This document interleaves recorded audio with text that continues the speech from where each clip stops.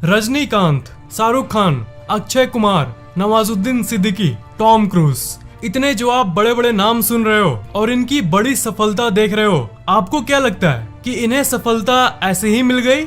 ये जान लो कि इनकी जिंदगी और आपकी जिंदगी में असल में कोई अंतर नहीं है। सबकी जिंदगी में कठिनाइयां होती है, सबकी जिंदगी स्ट्रगल से ही शुरू होती है, पर इन लोगों को अंत में सक्सेस मिली। इसलिए आपको भी सफलता जरूर मिलेगी नहीं कहूंगा, क्योंकि आपको सफलता जरूर मिलेगी नहीं, मिल के ही रहेगी।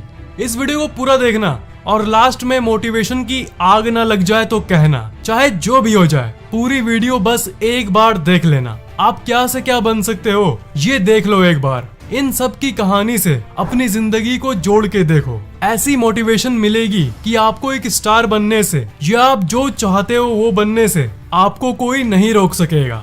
बस कंडक्टर से सुपरस्टार रजनीकांत। रजनीकांत को कौन नहीं जानता। अपने हम्बलनेस और सक्सेस से जाने वाले रजनीकांत की जिंदगी हमेशा से ऐसी नहीं थी। जब ये 8 साल के बच्चे थे तब तक तो इनकी फैमिली एक नॉर्मल फैमिली जैसी ही थी, जैसे ज्यादातर परिवार होते हैं। उनके फादर एक पुलिस कांस्टेबल थे और उनकी मम्मी एक हाउसवाइफ थी। सब कुछ ठीक चल रहा था, पर जब वो 9 साल के हुए तब बदकिस्मती से उनकी माँ का देहांत हो गया। इन्होंने नॉर्मली अपने स्कूल की पढ़ाई पूरी की और उसके बाद से इनकी स्ट्रगल शुरू हुई। रजनीकांत भी एक समय एक ऐसा लड़का था जो अपनी परिवार की आमदनी में हाथ बटाने के लिए अलग अलग कामों को करना शुरू कर दिया। कोई रेप्यूटेबल जॉब न मिलने के चलते इन्हें बहुत कम सैलरी वाले जॉब्स करने पड़े। आपको बिलीव नहीं होगा, गॉड माने जाने वाले रजनीकांत को कुछ पैसों के लिए कूली का जॉब करना पड़ा था। मतलब ये रजनीकांत स्टार एक समय रेलवे स्टेशन पर लोगों का सामान उठाते थे।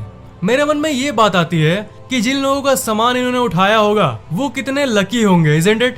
कूली के जॉब से इनकी आमदनी कुछ खास नहीं हो रही थी, इसलिए उन्होंने कारपेंटिंग का जॉब भी शुरू कर दिया। मतलब ये लोगों के घर में फर्नीचर बनाने का काम भी करने लगे। फिर से मन में यही बात आ रही है कि जिन लोगों के कुर्सी और बेड को इन्होंने बनाया होगा वो कितने लकी होंगे। बैक इन द स्टोरी, इन दोनों कामों से भी इनकी आमदनी इतनी नहीं हो रही थी कि ये एक अच्छी जिंदगी जिए। सुपरस्टार के फैमिली को देखकर हम लोगों के मन में बड़े बड़े बात आते हैं कि बचपन से ही इनकी लाइफ चमकी हुई होगी, इनके बहुत सारे जान पहचान होंगे और ये सब। पर रजनीकांत के पास इन सब में से कुछ नहीं था। असल में उस समय रजनीकांत की आमदनी 5 से 6 हजार भी होती तो वो खुश रहते, ऐसी हालत थी उस समय। पर इनकी आमदनी इतनी नहीं हो रही थी। बहुत जगह इन्होंने धक्का खाया। आखिर में इन्हें बहुत मुश्किल के बाद, बहुत कठिनाइयों के बाद BTS यानी बैंगलोर ट्रांसपोर्ट सर्विस में जॉब मिल गई। वो एक बस कंडक्टर बन गए। बस कंडक्टर बनना उस समय इनके लिए एक बड़ी सफलता थी, क्योंकि कूली और कारपेंटर के मुताबिक बस कंडक्टर के जॉब में इन्हें ज्यादा आमदनी होती थी। उसके बाद जिंदगी आगे नॉर्मल बढ़ती गई और ये बस कंडक्टर का काम करते रहे। पर कहा जाता है ना, हर किसी के अंदर कोई ना कोई टैलेंट होता है और वो कभी ना कभी उभर ही जाता है। इसलिए नौकरी के साथ साथ वो एक्टिंग भी करना शुरू कर दिए। बात ये था कि इन्होंने कभी सोचा नहीं था कि एक्टिंग इनको कितना ऊपर ले जाने वाला है। जिसे हम कहते हैं ना, जस्ट कैजुअली, मतलब जस्ट ऐसे ही अपने पैशन के लिए वो एक्टिंग करते थे और उससे भी थोड़े मोड़े पैसे आ जाते थे।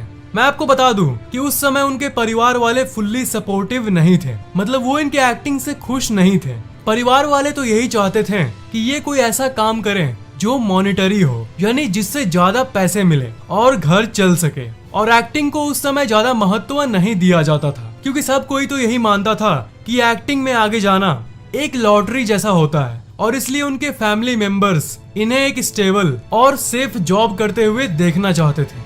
और इसमें कोई दो राय नहीं कि हमारे इंडियन फैमिली में भी ज्यादातर ऐसा ही हाल होता है। बात ये है कि आपके अंदर की यूनिक कला को, जो टैलेंट है, उसको बाहर निकालने में कोई सपोर्ट नहीं करता। मैं आपकी दिल की बात अच्छे से समझता हूँ। फैमिली को स्कूल लाइफ में सिर्फ पढ़ाई से मतलब होता है और बड़े होने के बाद जॉब से। और देखा जाए तो इसमें फैमिली मेंबर्स की भी कोई गलती नहीं है। हमारा परिवार तो यही चाहता है कि हम सिक्योर रहें, हमारी जिंदगी में पैसे रहें, ताकि हमें कोई दिक्कत नहीं हो। और आप अपनी फैमिली की बात मान रहे हो, इसलिए आप भी इस साइड सही हो। पर इन दोनों के बीच में आपका टैलेंट फंसा हुआ रह जाता है और कभी बाहर नहीं निकल पाता। तो रजनीकांत भी उतने मोटिवेटेड नहीं थे और सिर्फ कैजुअली एक्टिंग करते थे। इन्हें मन तो करता था कि एक्टिंग करूं, पर ये जॉब को ज्यादा सीरियसली लेते थे अपनी हालत को देखकर।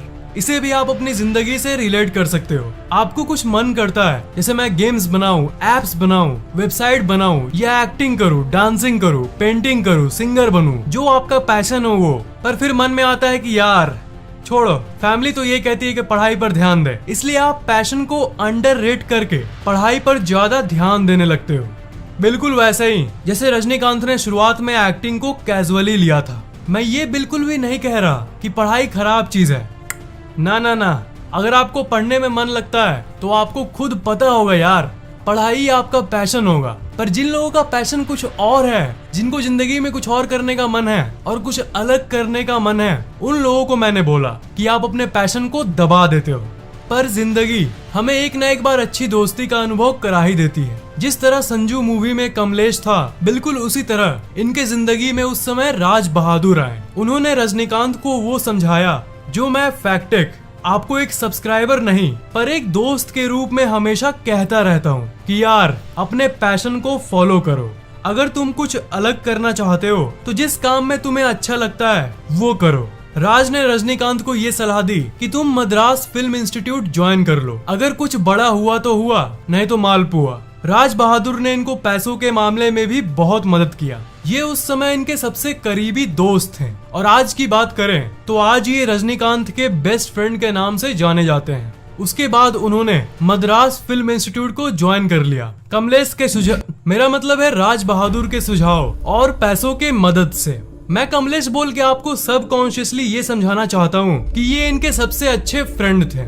मद्रास फिल्म इंस्टीट्यूट में जाने के बाद जो हुआ वो उनकी लाइफ बदलने वाली थी। कहा जाता है ना कि हीरे की चमक बाकी पत्थरों से ऑब्वियसली अलग होती है, तो इसी हीरे को तमिल फिल्म डायरेक्टर बालचंद्र जी ने नोटिस किया कि ये बंदा कुछ अलग है, ही इज डिफरेंट। उसके बाद उन्हीं के चलते इन्हें अलग अलग फिल्म्स में रोल मिलने लगे। 1980 तक वो बहुत पॉपुलर हो गए थे और लोग उन्हें पहचानने लगे थे और लोग उन्हें इसलिए पसंद करने लगे क्योंकि उनकी एक्टिंग जबरदस्त थी। 1990 आते आते रजनीकांत एक सफल एक्टर बन गए थे, मतलब एक बड़े एक्टर जिसे एक सुपरस्टार कहा जा सके।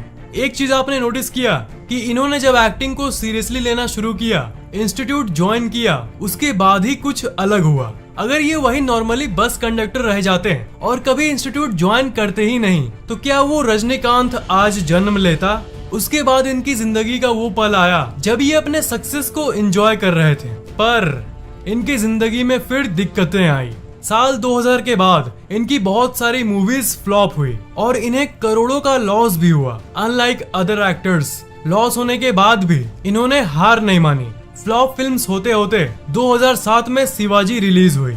उन्हें इस फिल्म से भी कुछ ज्यादा उम्मीद नहीं थी, पर 2007 में इस फिल्म ने कमाल कर दिया, धोती फाड़कर रुमाल कर दिया। इस फिल्म से उन्हें बहुत लोकप्रियता मिली और इन्हें 26 करोड़ की पेमेंट भी मिली और उसी समय वो सबसे हाईएस्ट पेड एक्टर्स के लिस्ट में आ गए। और 2010 की रोबोट फिल्म ने भी धूम मचा दिया और इसके लिए उन्हें 45 करोड़ की पेमेंट मिली। मतलब फ्लॉप मूवीज होते होते इन्होंने हिम्मत नहीं खोया और मूवीज करते रहे। इससे मैं आपको ये बताना चाहता हूँ कि अगर आपने कुछ करने की कोशिश की और बुरी तरह से फेल हुए तो मन में ऐसी फीलिंग आती है ना कि धत कितना स्टूपिड हूँ मैं। पर आप ये जान लो कि रजनीकांत को भी एग्जैक्टली यही फीलिंग आई थी जब उनकी मूवीज फ्लॉप जा रही थी, पर इन्होंने कॉन्फिडेंस नहीं हारा। अपने आत्मविश्वास, अपने कॉन्फिडेंस को मेंटेन करना जरूरी है, हिम्मत नहीं हारना बहुत जरूरी है। और एक बात शायद आप मुझसे कहोगे कि फैक्ट है, रजनीकांत के मामले में तो वो बहुत लकी थे कि उन्हें किसी डायरेक्टर ने नोटिस कर लिया था। जब वो इंस्टीट्यूट में थे तब वो उनके नजर में आ गए थे। पर मेरे पास कहाँ कोई अपॉर्चुनिटी है जिसमें मैं अपना टैलेंट दिखा सकूं। दोस्त एक बात आप अपने अंदर डाल लो कि आपके अंदर की टैलेंट ज्यादा देर तक छिप नहीं सकती। देर ही सही पर कभी ना कभी लोग आपके टैलेंट को नोटिस करेंगे। जरूरत सिर्फ ये है कि आप कोशिश करते रहो। रजनीकांत को डायरेक्टर ने नोटिस किया। उन्होंने नोटिस इसलिए किया क्योंकि इनकी एक्टिंग असाधारण थी, ऑसम थी और इन्हें बड़ी मेहनत लगी थी। रजनीकांत जॉब के साथ साथ एक्टिंग करते थे, इसलिए वो कंडक्टर वाले जॉब से घर आने के बाद वो एक्टिंग को प्रैक्टिस करते थे और इसी मेहनत के चलते वो किसी के नजरों में आए। इसलिए आप भी अपने कला को डेवलप करो। जिस काम में आपको नेचुरली मन करता है वो करो। आज नहीं तो कल दुनिया जरूर देखेगी और अप्रिशिएट भी करेगी। शाहरुख खान की कहानी एक ऐसी कहानी जो आपको जिंदगी भर के लिए हिम्मत और कॉन्फिडेंस दे देगी। अगर आप शाहरुख खान को नहीं जानते तो आप मंगल ग्रह से आए हो। मंगल ग्रह कैसा है जरा बताओ तो, मुझे जानना है।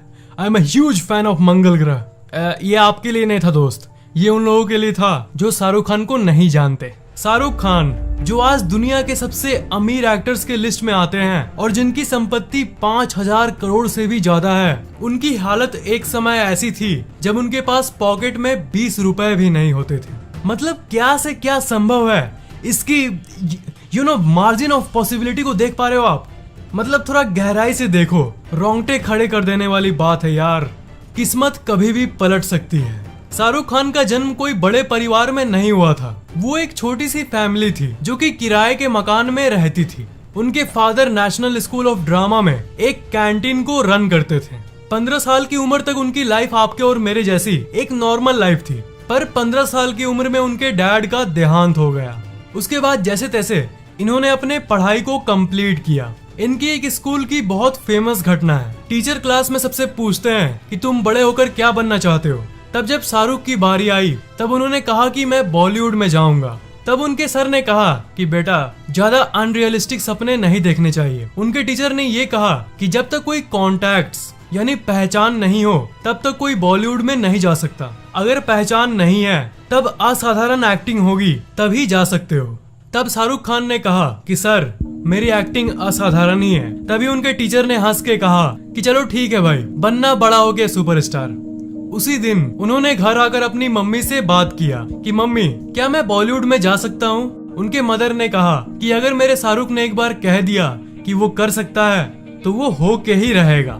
मतलब उनकी मम्मी एक बहुत बड़ी प्रेरणा थी और हमेशा शाहरुख को मोटिवेट करती थी। आज की बात करें तो उनके वही टीचर इस बात से रिग्रेट करते हैं कि उन्होंने शाहरुख पर कभी भरोसा नहीं किया था, और वो टीचर आज के समय में इस बात से बहुत खुश हैं कि शाहरुख ने उन्हें गलत साबित किया। शाहरुख ने ये प्रूव किया कि टैलेंट के दम पर कुछ भी पाया जा सकता है, चाहे आप एक राज परिवार से हो या एक छोटे से मिडिल परिवार से या कोई झोपड़ी से। स्टोरी में वापस आए तो जिस दिन उनके मदर ने उनसे कहा कि शाहरुख तुम जिंदगी में जो चाहें वो कर सकते हो, उसके अगले दिन ही उन्होंने एक्टिंग को सीरियसली लेने का डिसीजन लिया। जिस जगह उनके पापा कैंटीन चलाते थे जो कि है नेशनल स्कूल ऑफ ड्रामा, उसी स्कूल में इन्होंने एडमिशन करके एक्टिंग सीखा।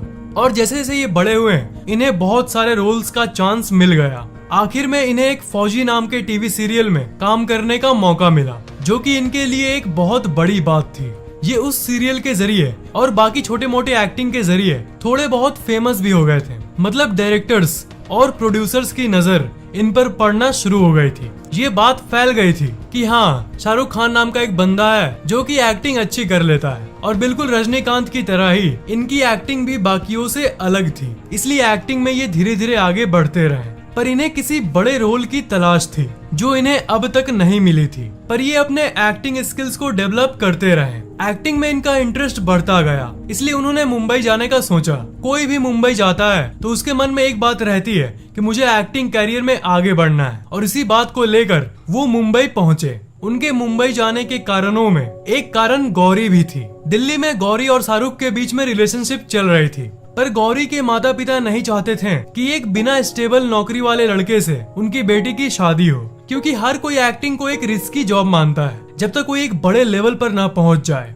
इसलिए गौरी को उनके पेरेंट्स ने मुंबई भेज दिया। तभी शाहरुख ने तय कर लिया था कि अब मुझे कुछ बड़ा करना ही होगा। कुछ पैसे लेकर वो मुंबई गए और अपने दोस्त के घर में रहने लगे, क्योंकि उनके पास रहने की कोई जगह नहीं थी। पर किसी दोस्त के घर कोई कितने दिन रहेगा, इसलिए आखिर में उन्हें अपने दोस्त का घर खाली करना पड़ा। पर शाहरुख के पास उतने पैसे नहीं थे कि वो घर किराए पर ले सकें। धीरे धीरे उनके सारे पैसे खत्म हो गए। घर छोड़ो, उनके पास ठीक से खाने के भी पैसे नहीं बचे। एक दिन उनके पास कोई चारा नहीं बचा, इसलिए उन्होंने रेलवे प्लेटफॉर्म में रात बिताया। मच्छरों से घिरे शाहरुख को रात को ठीक से नींद भी नहीं आई, और आ भी कैसे सकती है। उसी दौरान शाहरुख खान ने मूवी टिकट्स बेचने का भी काम किया। वो टिकट बेचते थे जिससे उन्हें 50 रुपए की सैलरी मिलती थी, और हर दिन वो ऐसे ही सड़क और रेलवे स्टेशन में अपनी रात बिताते थे। ऐसे ही बहुत रातों को गुजारने के बाद एक वक्त ऐसा आया जब उनके जेब में सिर्फ 20 रुपए ही रह गए थे। अब इस सिचुएशन को इमेजिन करो, सिर्फ 20 रुपए बचे हैं